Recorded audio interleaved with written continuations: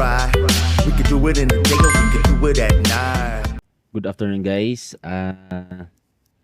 Kadugtong po ito ng gagawin nating series, yung mga for loops.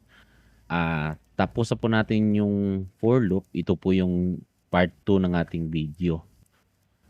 Yung na-explain po natin kung paano nagpa-function yung for loop. Ngayon, ang while loop naman yung gagawin natin. Saka kung ano-ano yung pagkaiba nila. So, ito pa yung pattern na gagawin natin para malaman po natin yung kung ano ang pagkakaiba nila sa for at saka while. So, before tayo mag-start, comment lang natin para di tayo mawala sa pag-explain. So, ito pala yung pag-comment, guys. So, mag-start tayo. Ito pa rin yung pattern natin. So, ano ba yung pagkakaiba ng for loop sa while loop? Si for loop kasi at saka si while loop, meron niyang tinatawag na initialization, condition, saka increment. Si while loop, meron din yan. Meron din si while loop. Pero, iba lang yung structure niya na ginagamit. So, meron din siyang initialize, condition, saka increment. Ito po yung sa for loop. Sa for loop po, ito po yung gamit niya. So, for initialization, mahirap condition, saka increment. Yan yung for loop.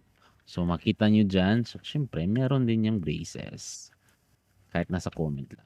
Comment lang natin para hindi mag-error. So, ito po yung natin. Kanina, yung sa part 2 natin, yung int I, yun yung initialize. Yung sabi ko kanina initialization, saka yung condition niya, saka increment. Yun. So, while loop naman, gagawin natin, ito yung pattern na pina-follow ni while loop. So, while, syempre, while agad. Kasi, while yung gagamitin natin. Condition. So, bracket agad.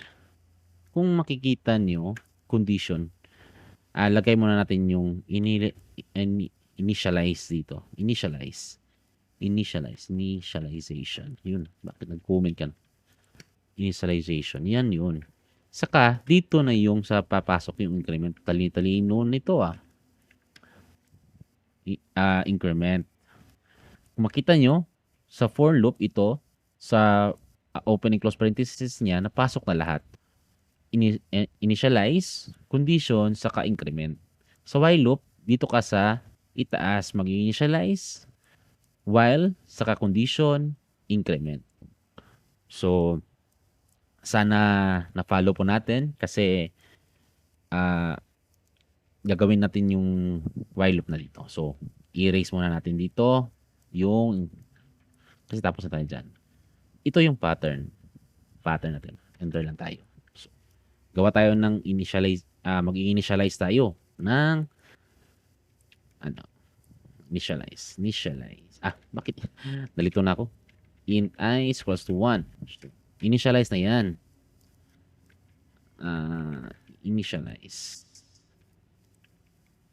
Initialization. Ito din yung outer loop.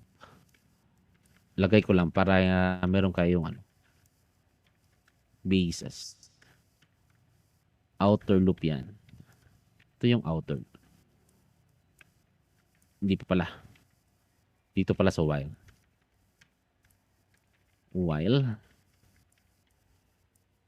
I, yung initialize natin, is equals to lesser than equal to 10. 5 lang siguro. 5. Ito yung outer loop niya. Yan yung outer loop, guys. Outer loop yan. Same lang din yan kanina. Sana di kayo malito. So, yan. Kung makita niyo dito, nag-initialize na tayo. Check. Check yan. Saka condition, check yan. Mag-i-increment na naman tayo. Dito, pag-increment natin, lagay lang tayo. Simple lang. I++ lang. I++. Meron na tayong kumpleto na yung ano natin. Kumpleto na yung increment natin. Ang tatlong hinahanap natin. Initialize, outer loop siya, at saka condition. Condition siya. Initialize, condition, nag-increment na tayo dyan. So, katapos, gamitin naman natin si X. Same pa din. Dalawang while pa rin. Int X equals to 1. Ito naman yung, mag-initialize naman tayo dito kasi dalawang while gamitin natin. Inner loop. Inner loop yan.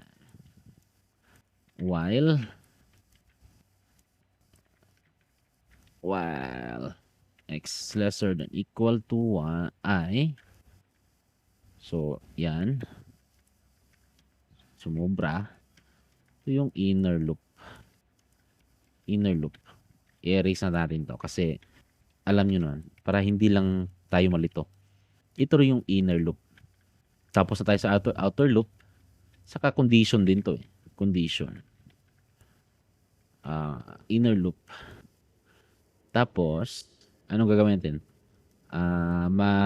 Mag-right line na tayo. Console at right print star. Yung pag-exit natin, print new line. Galing-galing ng Visual Studio. Mayroon ng mga suggestion agad. Ang dali-dali na. So, ito guys, kung makikita nyo ang pagkakaiba nila,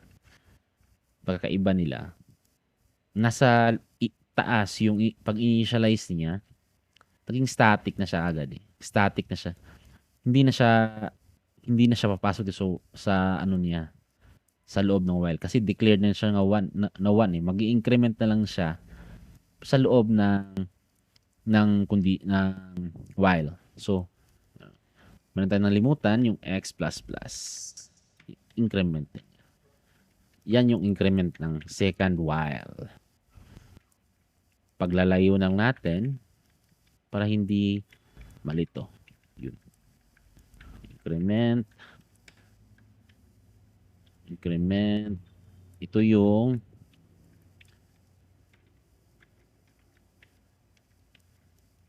inner loop initialization. Ang hirap talagang sabihin Ayun. So, makita natin, pasok na dito sa ating requirement. Check na din to. Increment. So, yan. Since nakuha na natin lahat ng conditions na hinahanap ni while loop, subukan na natin siyang i-run. Debug muna tayo. Siyempre, umpisa tayo sa int I. So, int I is equals to 1. Always talaga tayo mag-debug guys para malaman natin kung mayroon ba tayong mali sa ginagawa natin. So, 1. Same lang pa rin ang logic niya. Kaya lang, nag-initialize lang siya dito sa taas ng condition. Hindi kagaya doon sa for loop na yung condition niya dito magkatabi lang lahat. Kaya sabi ko kanina, mas madali talaga yung for loop. So, i-run na natin siya para makita natin yung pagkakaiba. So, same lang pa din. Same lang din yung result. Ang question is, kailan siya gagamitin? So, it depends kung para sa akin, talagang hindi nakadepende talaga sa na ginagawa nating system. Minsan, meron tayong ginagawang mga for loops talagang nested na talaga na mga conditions na mga for loops. Kaya kung magawa natin na medyo simpler lang yung code, mas maganda kasi mas mabilis lang yung i-trace in the future. So ito, ito yung pagkakaiba nila. Sana huwag po natin kalimutan. Tapos, for the next video po, gagawa po tayo ng do while. At saka ano yung pagkakaiba ng while at saka do while. So ito, run na nga natin. Run natin.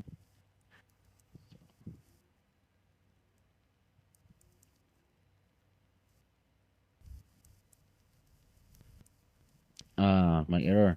Local parameter name I cannot be declared as a scope because the name is used. Okay. Kasi nasa labas eh. Kasi pag in-comment natin to, mawawala yan ng error. Kasi nasa labas siya. Yun. So gagawa tayo ng ibang ano dyan. Walang problema. Gawin natin yung Y. Para makita natin talaga. Yun. Yun oh. 20 lines pala to kanina. Gawin na natin 5. Yun. Madali lang. Console. Plot that right line. Wala tayong print line. Para may space naman. Yun. Ito. Yan yung for loop saka while loop. Walang pagkakaiba. Pareho lang. So sa susunod na video, yung part 3 natin, yung last part, may papakita akong sa ending na yung kung paano yung gagawin yung medyo advanced na for loop na mga shapes. Sana masubukan nyo din. So salamat. Sana i-follow nyo po at saka subscribe na lang po din. Maraming salamat.